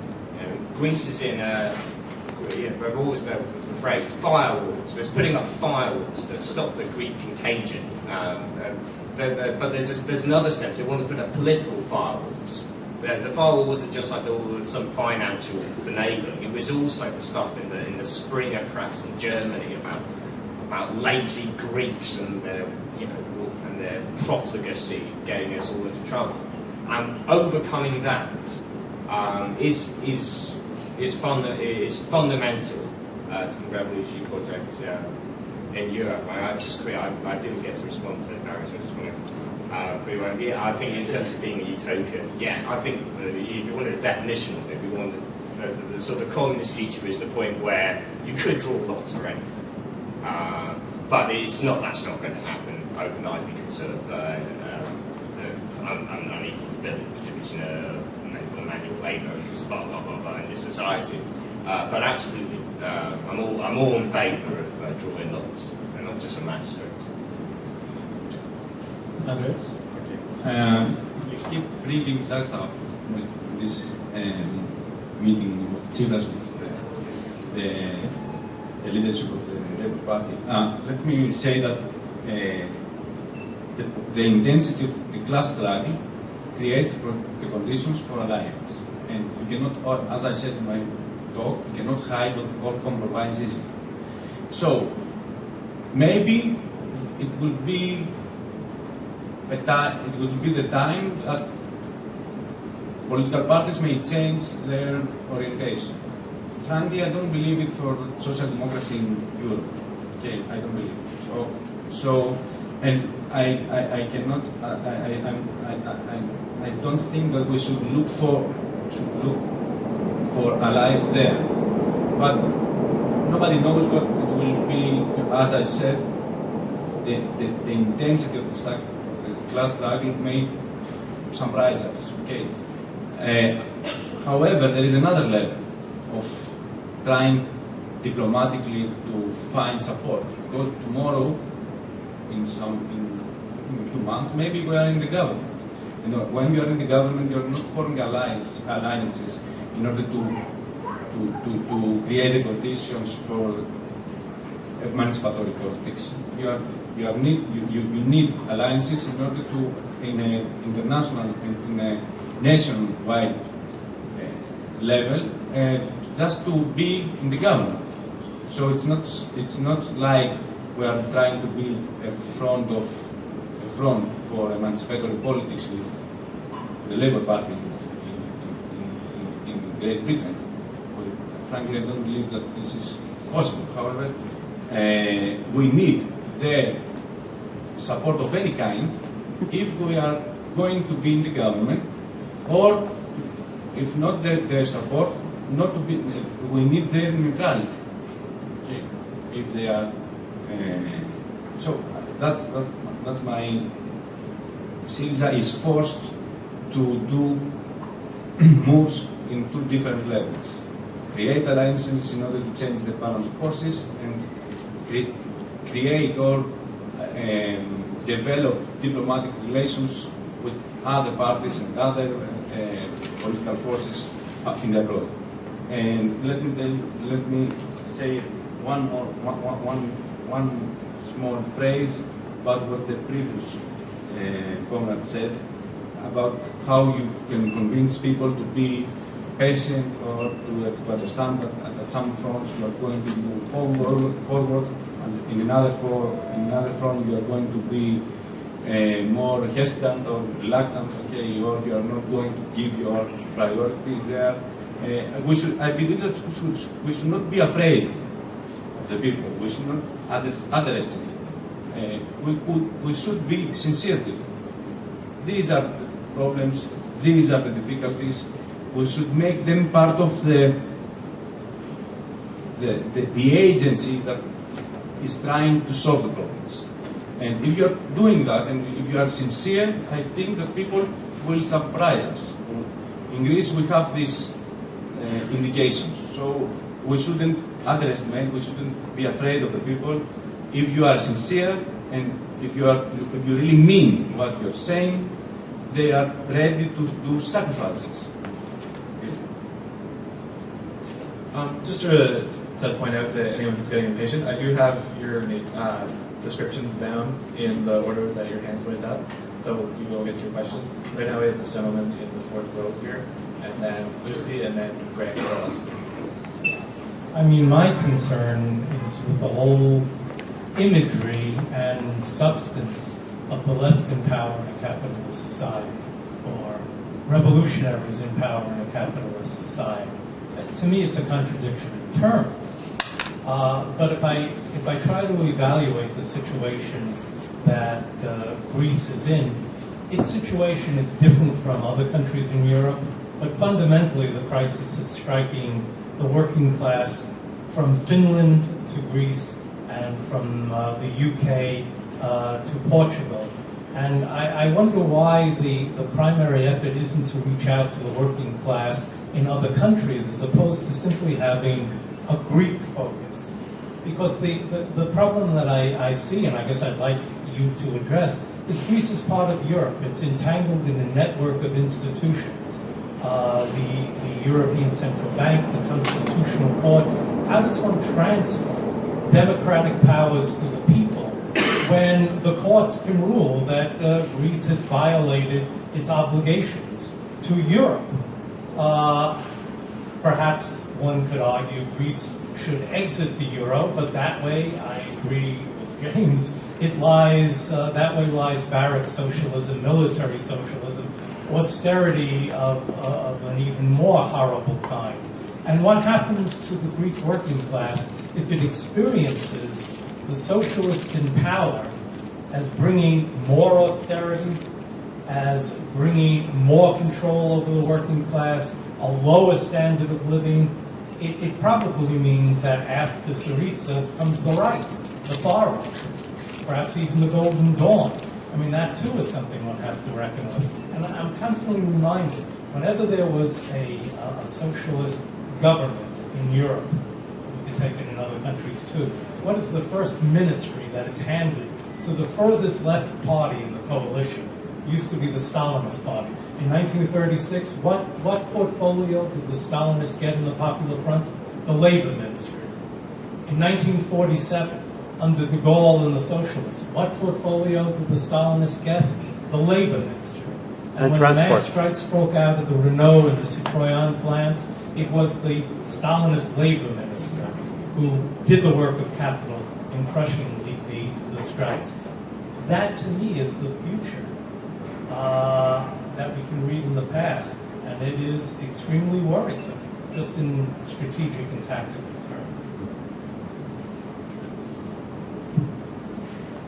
terms. Contradiction in terms is the middle aim of the left. There is nothing that you can do about it. It's part of reality, social reality, part of capitalism, but not only capitalism. I believe in deep communism. We will have contradictions and tensions, so we shouldn't be afraid of that. We should embrace that. We should be what we can do with it without trying to erase it, because that's the royal road to Stalinism, try to erase contradictions, tensions. Okay, so I agree with you that how is it possible a country which is a member of the European Union, which participates in these institutions and at the same time has obligations. Okay, how is it possible to restore democracy or to move powers from the state or the transnational center like Brussels to the people? This is I'm very curious to see how is this possible to be done. I mean, I don't have an answer. We are looking for answers in these very, very difficult questions, but I think that we should. I am proud of having this difficult duty, and we should be proud that. And it would be a good thing for all of us, independently of the outcome, that we are, through SYRIZA, that we are in the position to think how that can be done. So, I don't have a straightforward answer how that can be done, but we are trying, we will try, and even if this cannot be done, this will be a very good experience. We will know what it cannot be done, so we will go further. The history of labor movement, and left movement, communist movement taught us that even the bigger failure may be a very good lesson for our cause. I'm actually curious to hear Eric's response to the first part of this gentleman's question, because your emphasis on localism would potentially suggest an alternative to the sort of interdependency that means that the fate of the Greek working class is not in its own hands, but also in the hands of the German and French working class. So do you think that your model of municipal government could possibly offer an out to this situation?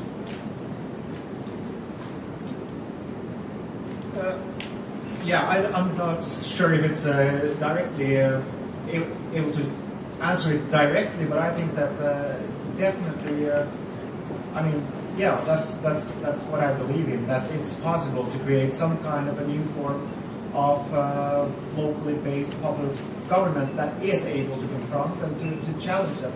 What do you do with responsibilities? I agree with Andreas' concerns. I think that the contradictions and the challenges, we're facing those, and I don't think that it will gain us anything with some kind of a strategic irresponsibility that was advocated from the table. I believe in the responsibility. I think that we should be prepared to take the responsibility, even though it may be tactical to do that. I think that to enter into the conflict and to do it is a necessary obligation anyway. And I think that's I share his problems there. Will it be possible? Will it? How is it possible to do it when you're bound up with the European Union? So I think that it requires a dual response, both a more European-wide response, a more local response on the one hand, and on the other hand, you need to kind of undermine the system from below with direct democratic institutions and direct action. And I think we should not underestimate the people, but not to have any kind of vague ideas of saying that it will all be solved then. But I think that it is by engaging with these problems that that we will have the chance of solving them. Without it, we will only be standing outside and criticizing, and it's part of what I think is slightly problematic with an approach here that I encounter. It's like Marxism becomes more of a cultural criticism, more of an excuse for passivity, because every socialist project is so fucked. I mean, the situation is really bad, I think, and I think that a lot of people see it, and that poses some real challenges for us. And I think that we need to develop those responses. We need to develop those forms of activism. Yeah. Do the best. Okay. I mean, in a sense, you've been answering this question throughout the whole of these responses, but I just want to try and distill it a bit further, which is, well, both you, Andreas, and Eric mentioned explicitly the idea of maintaining a dynamic program, which is responsive to contemporary situations. And I'm just wondering, wanting to, and I think James, in a sense, was also supporting that to a certain extent, or agreeing to a certain extent. I wasn't quite sure, but. I just want to push there. You also mentioned the question of taking responsibility at the moment, and yes, I fully appreciate that. But is there also a responsibility on the left to, in a sense, remain utopian about the end goal? I mean, Andreas, you mentioned just now that whatever the outcome, this would be an important learning experience. I would just like to push back a bit there and say, that a failure would be a regrettable outcome, and therefore how would you push in your program now? What would a really, in terms of the dynamics as well as changing your response to a given situation, is there a key kind of continuing utopian element to your project that you would integrate in your program in a certain way?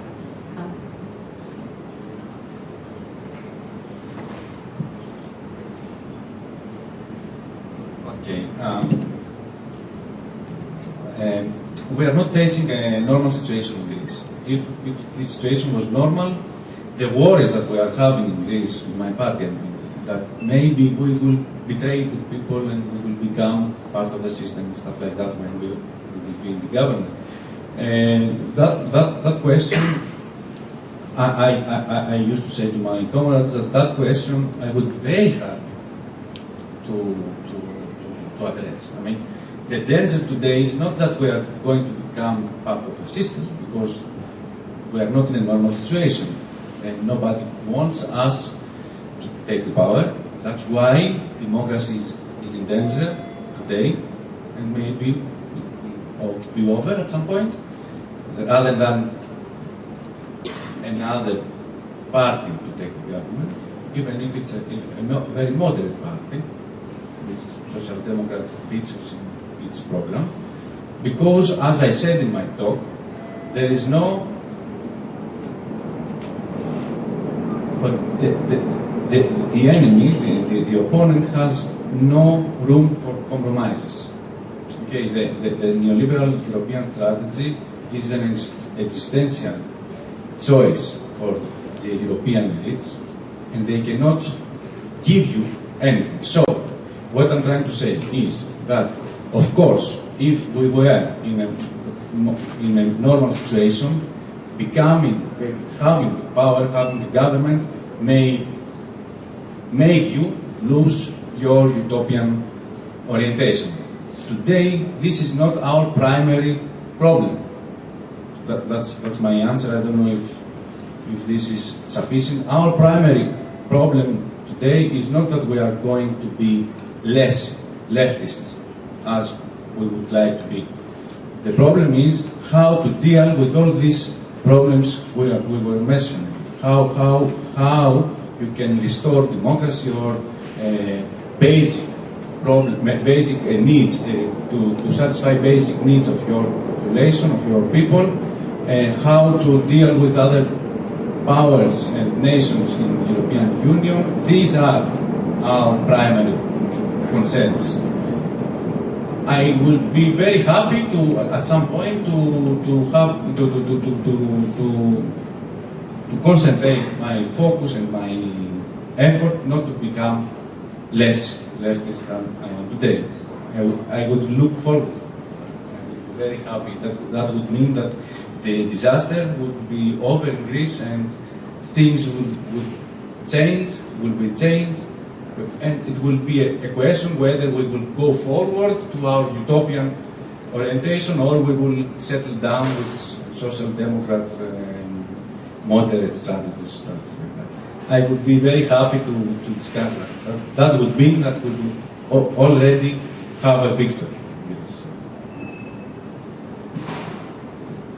Thank you. One of my main concerns is primarily precisely to retain that utopian dimension. That's the tradition I come from, where we put too much emphasis maybe on those utopian elements, and I think that the crucial question is not only what kind of institutions would replace existing society, but also how we formulate our programs. Most programs today, when we see left programs, they fall back on quite traditional analysis, and it doesn't point to how immediate issues can lead to successive steps towards our utopia or our goals. And I think that here, when it's presented like the Occupy or the Arab Spring or other which has brought in questions of utopia, non-hierarchy, and so on. I think to a large extent that's correct, but it's also, they are very formless. They do not have clearly stated principles or any kind of programmatic approach to social change. And I think that is the real issue, trying to formulate what the transitions will be like to precisely retain that utopian element. That's the issue. And then when we work politically, we must work to advance the program. I don't know, like I said, looking at the libertarian left or the anarchist or syndicalist tradition, there's a good deal of beautiful defeats there, and I'm not sure if they pose very good lessons at all times.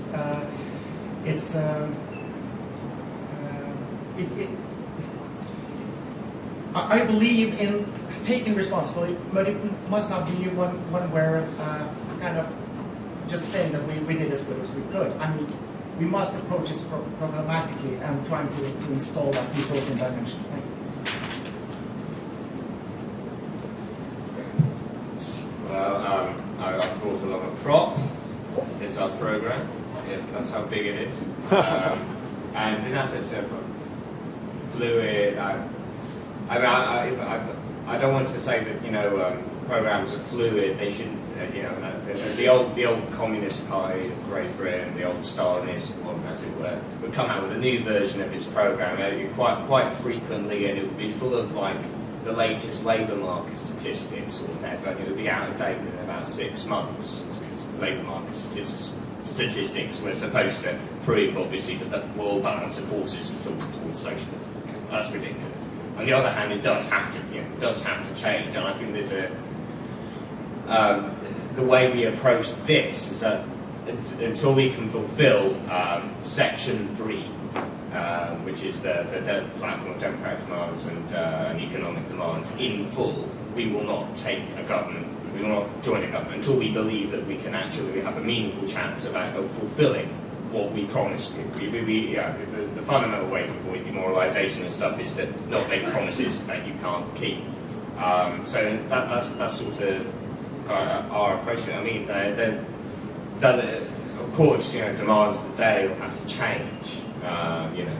There's obviously, if you want to put it in kind of Lenin speak, as it were, there is a place for the Bolshevik faction's program, and there's a place for the impending catastrophe and how it should combat it. They have the one will be a lot more kind of specific and immediate, and you have to be able to relate to those situations. But your programs or the long-term strategic anchoring point, and you measure your success in terms of how close you are, getting realising it.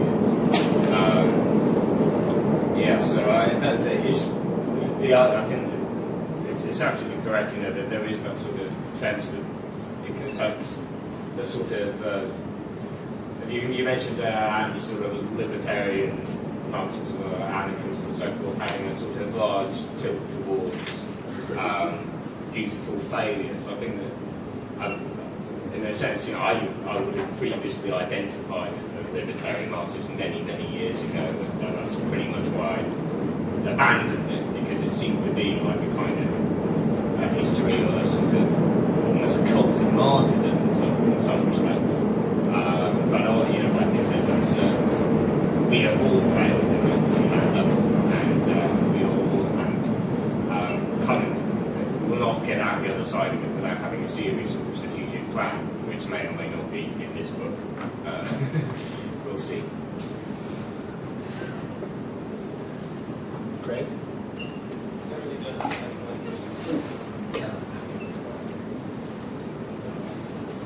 Go long, so I'll just be short. For some reason, my mind has just been silently comparing each of you as I've been listening to the course of the discussion, trying to figure out which of you is the most utopian. And I think, James Turley, that you carry the ambiguous honor of being the most utopian person on this panel. You look past the promise of local autonomy offered by social ecology towards a communist horizon. You forcefully assert that it's better to remain a radical opposition rather than to risk the dangers of demoralization that comes with prematurely forming a socialist government. If your perspective is right, and very well may be, then that's still a very bitter pill to swallow. So then how do you intend to build a mass base, a mass constituency on the basis of such a sweeping and long-range program?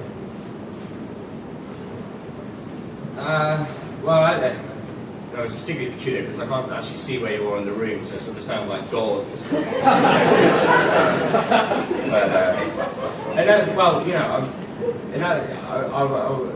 This is Marx. The letter on the Cologne Communist Trial, a bunch of people in Cologne are being had up for being members of the communists in the backlash after 1848. He says, our party is in the most fortunate position that it cannot come to power. Most fortunate, because in a situation where you do not have a working majority in the country, and you are not able to, you will not be the measures you will introduce, quote unquote, will be petty bourgeois and not directly proletarian. That's Marx. Is it okay? At that point, Marx doesn't have much behind it. But then, fast forward, the German Social Democratic Party grew to many millions. Broadly corresponds to the description I tried to sketch out earlier of the sort of organisation we need. And massive organisation, real alternative, a state within a state, they almost called it, based on the this exact thing. This is what the Bernstein controversy was about. You should not. It was about sticking to the line that you don't take power until you can fulfil every last dot and comma of your minimum program. So, okay, maybe it's overly traditionalist, dinosaur Marx, and everything's changed, and we're all post-forwardist and all the rest of it. But I don't think, in that sense, I'm the most utopian or whatever. I'm trying very, in that sense, very naively to look at situations where you have had, in that sense, mass organisations that have been stable, that haven't founded on the rocks of making some enormous colossal mistake. Of course, they did eventually, but the German SPA still exists today. It was extraordinary. So, in that sense, I just don't. I don't recognise that. I think, obviously it's a bitter pill to swallow, but it's a bitter pill to swallow because, in a sense, we've been brought up on something. I do have, in that sense, a problem with kind of sort of the mass movement will carry things along. Well, actually, it doesn't. That is, in a sense, why we get the heroic failures of libertarian Marxism, because the mass movement inevitably gets to a certain point, and then there's a big strike, they have an enormous disruption, and people, well, what now? Well, then the CNT joins the bourgeois government.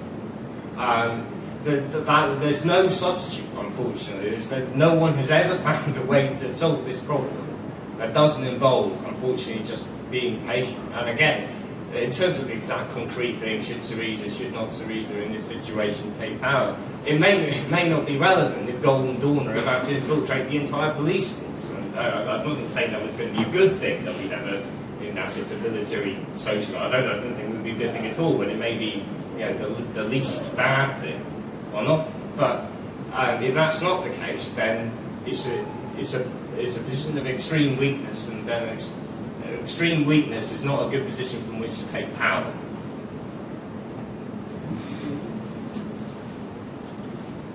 The next question was my question is for Mr. Eklund. And please stop me if I am misunderstanding libertarian socialism. So, just as you asked, how much can Chicago change if it's still in Illinois? I want to ask, how much can a localized small piece of earth change, so long as it's still attached to the earth?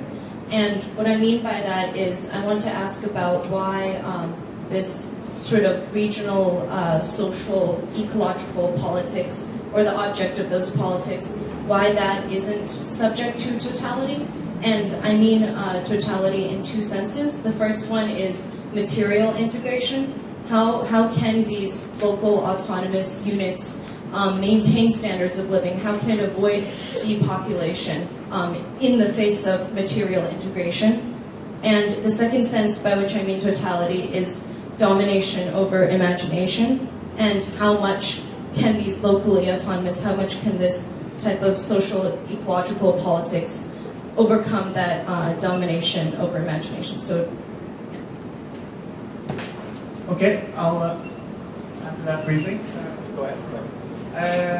No, I think you're bringing up good points, and it was never my intention to speak about local autonomy as some kind of an ideal, but I'm saying that grassroots politics or socialism from below or direct democracy, if it is to mean anything at all, it must have some kind of embodiment. It must have some kind of an institutional structure in which actually people come together and make decisions. And that's in that sense that we speak and that we insist on the local kind of grassroots foundations for democracy.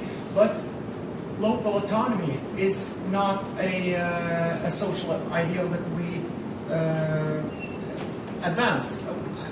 I think that the questions regarding Chicago versus Illinois, or born in Chicago versus Chicago, or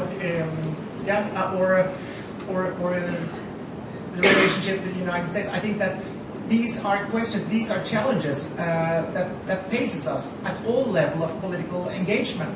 And it's not just a question that Greece, although in a very peculiar situation right now, it's also not signifying any challenges that other places do not confront, although to a varying degree. That's what I meant to say. And I just want to add one last thing, that for social ecologists,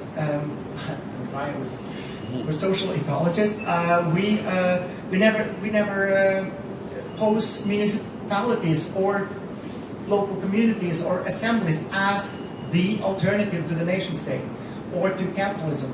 No, we think that the confederation or regional organizations that's structured fundamentally different than the nation state today is the organization, the kind of social institution that we hope can be nurtured. There are regional associations, there are municipal associations. We want to kind of restructure them into the direct democracies, and then create institutional structures that can challenge, confront, and ultimately replace the nation state and capitalism. And I don't think that it's a question of removing the material basis or the imagination. I mean, it's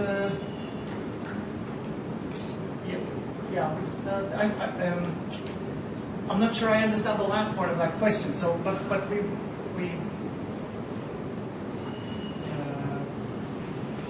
we want to give a concrete form to the ideals of humanism, to citizenship, and to.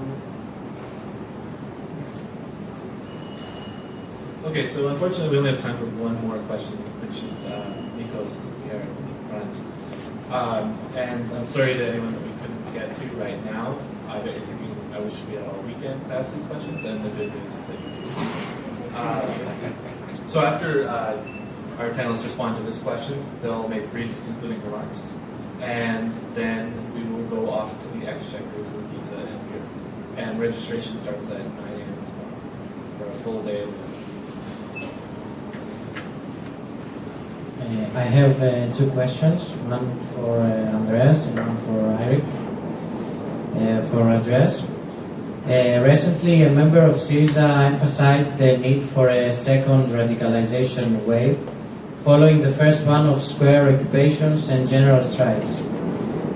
Do you believe that SYRIZA's turn to adopt a governmental strategy after 2010, as you mentioned before, follows the emerge of social struggles? And if yes, can you mention current struggles in Greece? And by current struggles, I mean struggles that burst up after the last general elections. And how are these struggles, if there are any, related to SYRIZA's program? Even if sometimes people involving in these struggles oppose SYRIZA's politics. And my question to Eirik is, what should supporters of libertarian municipalism do in case of a left government come to power and institutionalize local assemblies?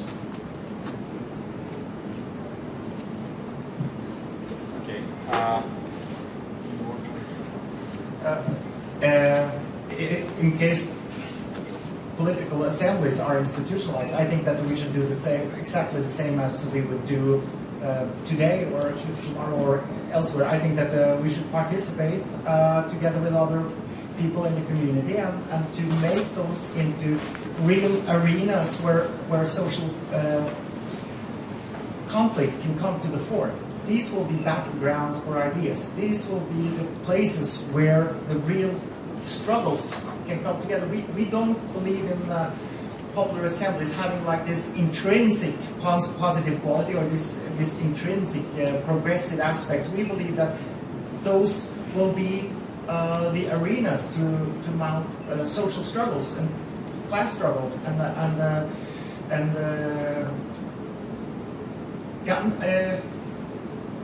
of course, we would support that. We would support every effort to institutionalize direct democracy and or to fight fascism or to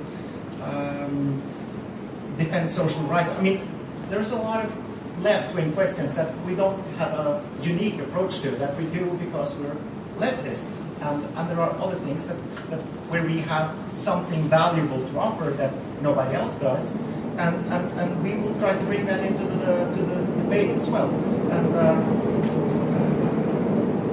I would certainly support any effort at institutionalizing direct democracy or creating the expropriators or a lot of other points in this in what I would consider natural points of a radical program. Okay. We haven't a distinctive or a huge uprising after the elections. We have also, but we had and we are having serious fights and resistances at the local level, in hospitals, in public services that are going to be privatized. We had a huge struggle in a specific region of the country regarding a specific investment is going to happen there, and so, but we are not having something huge, okay, and that's something that we are very. We're trying to figure out why. We're trying to do our best. It's not so easy. People are getting in a very bizarre situation. The withdrawal and pessimism goes hand in hand, and they change it with anger and disappointment and rage. So we are in a phase in which people are not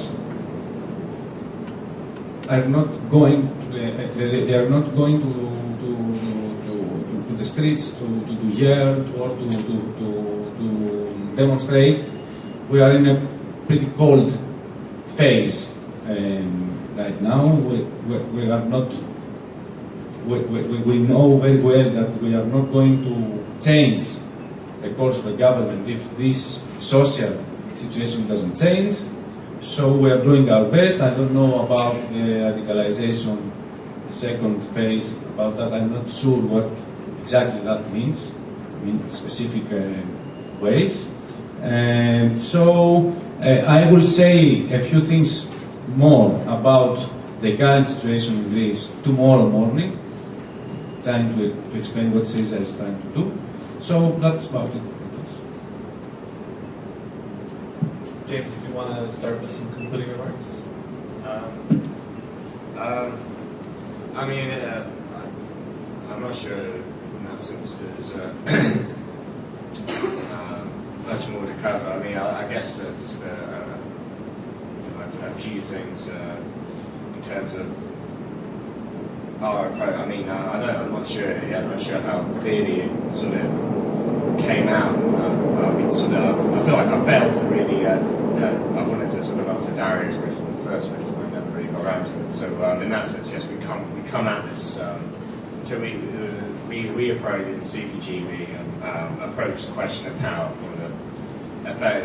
from the perspective of we are fighting for a radical democracy. Fundamentally, the working class, because it needs. Because its material interests or such, it can only fight to improve them on the basis of collective action. Needs democracy. Every chink in the armour of democracy works against the working class in terms of achieving its goals. So in that sense, but the reason, and I put sort of stress on the second kind of power isn't simply just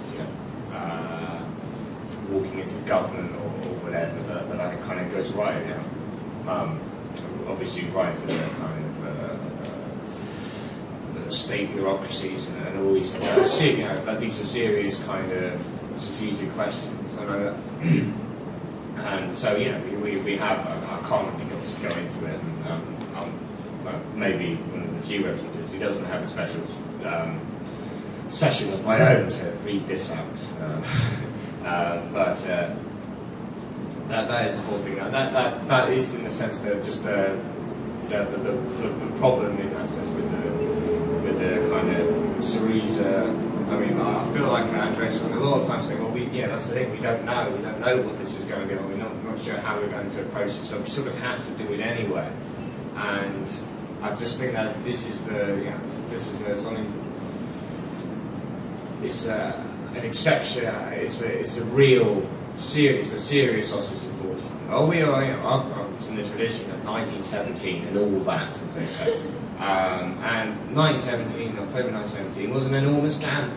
The odds were, in hindsight, it's clear the odds were pretty long, and even at the time it must have been clear. But they faced a sort of combination of, well, it might happen, the revolution might spread, and also if we don't, then Kornilov's going to string us all up from trees. And my concern with Greece is they maybe have the second part of that formula, but not the first, because, in that sense, because we're in the wake of the failure of the Soviet experiment, as they say. So, yeah, I mean, in that sense, we do need fresh, but also I think we need to go back and just, really sort of tear the history to pieces in a quite critical sense, that we need to have an absolutely clear sense of where and why the different strategic approaches have failed, and more of them have failed than have succeeded is the sad truth of it. Hence, here we are, and there's only so many of us in the room. So, and that's the top one. Andres?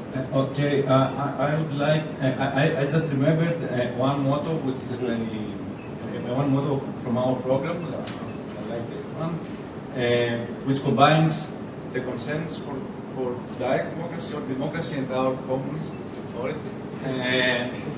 Democracy, says the program, democracy for us is a productive force. Thank you.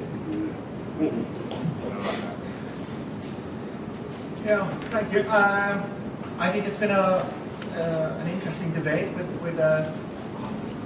which has made it possible to highlight some of the differences and some of the challenges we're facing. I think that although I don't see any, as I said, radically new elements within the SYRIZA program, I hope that the newcomers will prove me wrong. I hope that their struggle will bear fruits, definitely. And I think that if we, although I've been highlighting a lot of the principle or the basic concerns I have about power. I think that in practical politics there are no pure principles, and I think that it's if you're kind of staying aloof, choosing just to criticize it, well, it's not a hard thing to make yourself irrelevant. It's not a hard thing to place yourself outside of everything. And I think that the situation today demands radical action. It demands our involvement. It demands our serious attention to a lot of a series of pressing social and political issues. I just want to say finally that we brought some books over there. If you want to have a look at it, it's you can contact me. I will have a book out on power, and this summer I guess that's part of the reason why I was invited here, which will kind of illuminate more of the analysis. I'm grateful for the contribution of the other panelists and for your participation. It's a pleasure to be here. I'm looking forward to the rest of the weekend. Thank you.